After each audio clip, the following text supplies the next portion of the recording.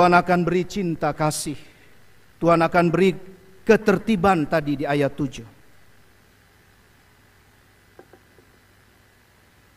Ini konteks kita. Beberapa hari kemarin kita menjadi tuan rumah konven pendeta-pendeta, Bapak Ibu Saudara. Sebagai salah seorang pendeta jemaat, saya bangga dan bersyukur pada Tuhan. Inilah keluarga. Kalau firman Tuhan bilang jangan jauhi pertemuan-pertemuan jemaatmu. Mari kita dipanggil sekarang. Mari keluarga-keluarga kita bawa pada Kristus. Mari tiap kita datang pada Kristus. Ini kita bisa bertemu, ini luar biasa. Perwakilan wilayah, perwakilan komisi, perwakilan setiap potensi yang ada luar biasa. Bukan untuk sok-sok tampil keren, tidak. Tapi memberikan yang terbaik pada Tuhan. Namun dalam bagian konven ini kepada para pendeta, khususnya yang emeritus. Pendeta itu tidak pernah selesai, dia tidak pernah pensiun, dia emeritus, penghargaan.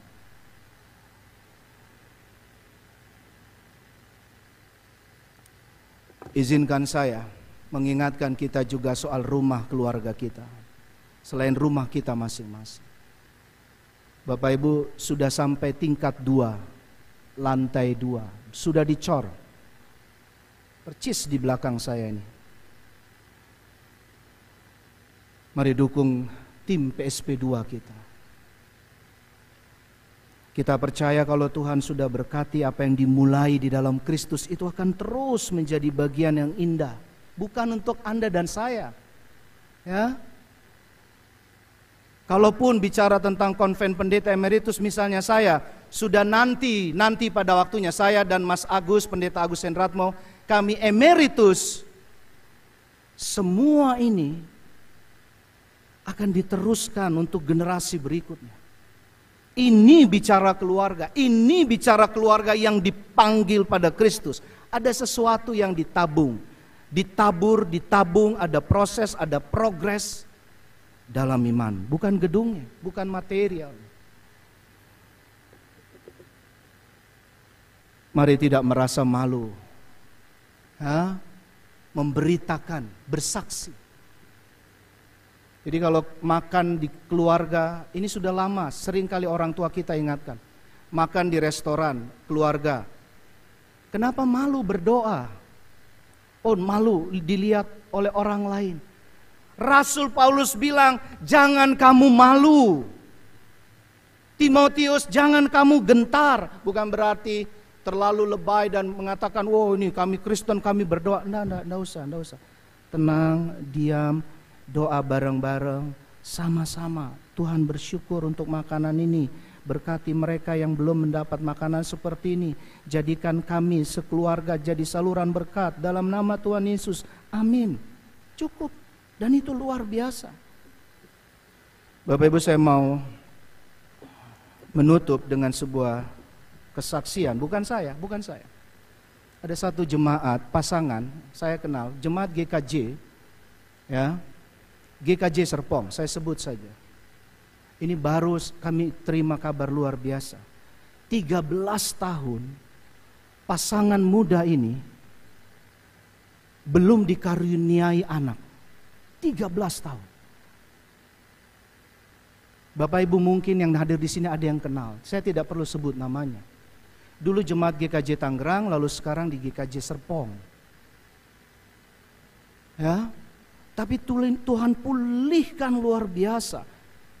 Bagaimana? Selama 13 tahun ini mereka tetap, ya, mereka aktif melayani dalam musik, dalam pemandu pujian, dalam mengajarkan puji-pujian dan menyanyi dan menyembah nama Tuhan. Terus, tidak pernah malu, tidak pernah ragu. Saya yakin pasti suara-suara dunia, mana, kapan, kok belum ada anak, pasti juga mereka terima. Tapi tidak malu. Mereka terus beribadah, mereka terus melayani Tuhan. Beberapa hari kemarin Tuhan mengaruniakan keturunan 13 tahun. Saya mau berkata bukan soal 13 tahunnya, soal kapan dan apakah sudah diberkati, dikaruniai, bukan, tetapi kesungguhan untuk terus setia di dalam Kristus. Mari kita baca, kita tutup dengan ayat ini, 13 dan 14 ya. Bapak Ibu kembali ke rumah, pulang ke rumah, gereja tiap hari kita. Mari pegang iman di dalam Kristus, pengharapan dalam Kristus, kasih di dalam Kristus. Pelihara itu. Kalau Rasul Paulus tulis suratnya sampai sekarang pada GKJ Nehemia dan kita semua yang onsite online beribadah. Itulah harta yang indah. Peliharalah. 2 Timotius 1 online dan kita yang onsite. Kita sama-sama baca dengan lantang ayat 13 dan 14 bersama-sama. Peganglah segala sesuatu yang telah engkau dengar daripadaku sebagai contoh ajaran yang sehat, dan lakukanlah itu dalam iman dan kasih dalam Kristus Yesus. Peliharalah harta yang indah yang telah dipercayakannya kepada kita oleh Roh Kudus yang diam di dalam kita. Tuhan Yesus memberkati. Selamat memasuki sakramen perjamuan kudus sedunia. Amin.